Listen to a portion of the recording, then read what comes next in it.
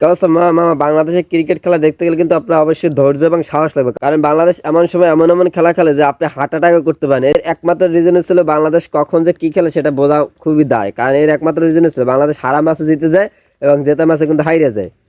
যেরকম গত দিনে যে ম্যাচটা 249 রানের টার্গেট দিয়েছে, সেই ম্যাচটা কিন্তু ধরতে গেলে হারার মধ্যে, কারণ ওয়ানডে খেলা এটা স্বাভাবিক রান, তো সেইখানে সেই ম্যাচটা কিন্তু বাংলাদেশ কিন্তু জিতে গেছে। তারপর হচ্ছে ওদের যে শ্রীলঙ্কার যে ব্যাটার ছিল লিয়া লাগে, ও যদি থাকতো তাহলে কিন্তু ম্যাচটা কিন্তু বের করে ফেলতো। সেখানে কিন্তু মোস্তাফিজ কিন্তু সময় মধ্যে কিন্তু তার কিন্তু কামব্যাকটা দেখা দিচ্ছে, যার কারণে কিন্তু বাংলাদেশ কিন্তু ম্যাচটা জিততে পারছে। তো এইখানে এই একমাত্র রিজন হচ্ছে যে লিয়া লাগে যে মাইটটা শুরু করছিল, ওই মাইরের কারণে আমরা কিন্তু অটোমেটিক কিন্তু ভয় পেয়ে গেছিলাম যে লিয়া লাগে কিন্তু ম্যাচটা কিন্তু বের করে ফেলাবে। তো লিয়া লাগে যেভাবে খেলতেছিল আমাদের কিন্তু খুবই ভয় হইতেছিল যে লিয়া লাগে কিন্তু ম্যাচটা কিন্তু বের করে ফেলাবে। তো এইখানে ছিল আপনি যদি ওই পর্যায়ে থাকেন তাহলে আপনি কিন্তু হার্ট অ্যাটাক করতে বাধ্য হবেন, কারণ তখন এমন একটা অবস্থা লিয়া লাগে যেরকম মারতেছে, তো লিয়া লাগে কিন্তু ম্যাচটা কিন্তু বের করে নিয়ে যাবে। তখন কিন্তু আমাদের কিন্তু ম্যাচটা কিন্তু আমাদের সম্পূর্ণ হাতে, আমাদের কিন্তু জেতা ম্যাচটা, কারণ ওদের কিন্তু উইকেট নাই, মাত্র দুইটা উইকেট আছে।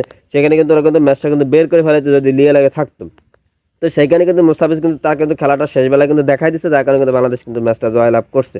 আর আমরা এমন একটা জাতি, বাংলাদেশ যদি ম্যাচটা ভালো খেলে তাহলে কিন্তু আমরা কিন্তু তাদের কিন্তু খুব প্রশংসা করি, এবং যখন বাংলাদেশ যখন খেলাটা খারাপ খেলে, ম্যাচটা খারাপ খেলে বা ম্যাচ যদি হারে, তখন কিন্তু আমরা কিন্তু প্রত্যেকটা প্লেয়ারে কিন্তু গোষ্ঠী সহ গালাগালি করি। এর একমাত্র রিজন হচ্ছে ভাই আমরা কিন্তু ক্রিকেটটাকে ভালোবাসি, কারণ দিন শেষে কিন্তু আমাদের কিন্তু ওই টিভি পর্দায় বসে থাকতে হয় বাংলাদেশের খেলার জন্য, কবে কবে বাংলাদেশ একটা ম্যাচ জিতবে এর জন্য।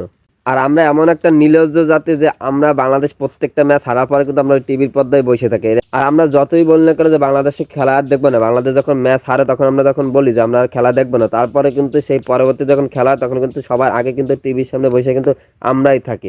এর একমাত্র রিজন হচ্ছে বাংলাদেশ ক্রিকেটটাকে আমরা ভালোবাসি, আমরা চাই বাংলাদেশ ক্রিকেটটা একটা ম্যাচ জিতে।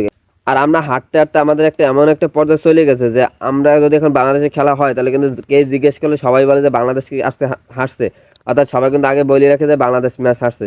তো এইখানে এমন একটা অবস্থা, কারণ আমরা ম্যাচ হারতে হারতে আমাদের এমন একটা অবস্থা চলে গেছে যে সাধারণ পাবলিক কে জিজ্ঞেস করে, যারা খেলা দেখে না, জিজ্ঞেস করলে তারা বলে যে বাংলাদেশ হারছে, সে বাংলাদেশ জিতলো কিনা হারলো সেটা সে দেখবে না, সে শুরুতেই বলবে যে বাংলাদেশ ম্যাচ হারছে, কারণ এর একমাত্র রিজন হচ্ছে বাংলাদেশ কিন্তু ম্যাচ হারে, যার কারণে কিন্তু এরকম বলে। তবে আমার দিন শেষেই বলবো ওই বাংলাদেশটাকে না, আমাদের আমাদের কিন্তু ওই ক্রিকেটটাকে সাপোর্ট করে যেতে হবে, আমাদের কিন্তু ওই ফুটবলকে সাপোর্ট করে যেতে হবে, আমাদের কিন্তু ওই হকি ফুটবল সব কিছু কিন্তু সাপোর্ট করে যেতে হবে। দিন শেষে কিন্তু ওই বাংলাদেশটাই কিন্তু আমাদের।